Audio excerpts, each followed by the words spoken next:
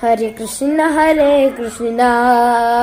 ಕೃಷ್ಣ ಕೃಷ್ಣ ಹರೇ ಹರೇ, ಹರೇ ರಾಮ ರಾಮ ರಾಮ ಹರೇ ಹರೇ.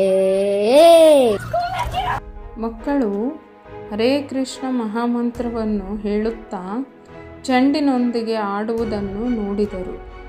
ನನ್ನ ಗುರುದೇವರು ಇದು ರಹಸ್ಯ ಮಂತ್ರ ಎಂದು ಹೇಳಿದರು. ಆದರೆ ಮಕ್ಕಳಿಗೂ ಈ ಮಂತ್ರ ತಿಳಿದಿದೆ.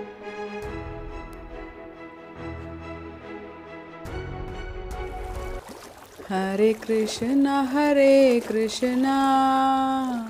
ಕೃಷ್ಣ ಕೃಷ್ಣ ಹರೇ ಹರೇ, ಹರೇ ರಾಮ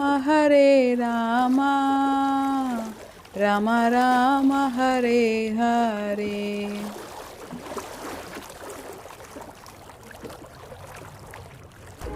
ಹೆಂಗಸರು ಹರೇ ಕೃಷ್ಣ ಮಹಾಮಂತ್ರವನ್ನು ಪಠಿಸುತ್ತಾ ಕೆರೆಯ ಬದಿಯಲ್ಲಿ ಬಟ್ಟೆ ಒಗೆಯುತ್ತಿದ್ದಾರೆ.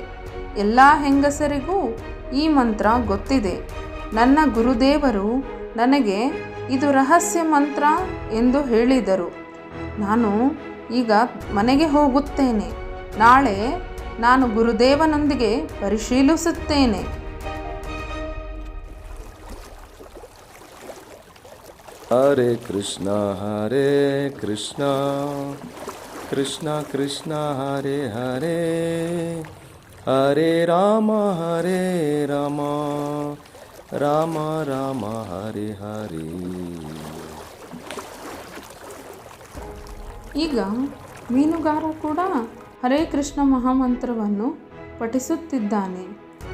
ನನ್ನ ಗುರುದೇವರು ನನಗೆ ಈ ಅಲ್ಪ ಮಂತ್ರವನ್ನು ಕೊಟ್ಟು ಮೋಸ ಮಾಡಿದರು.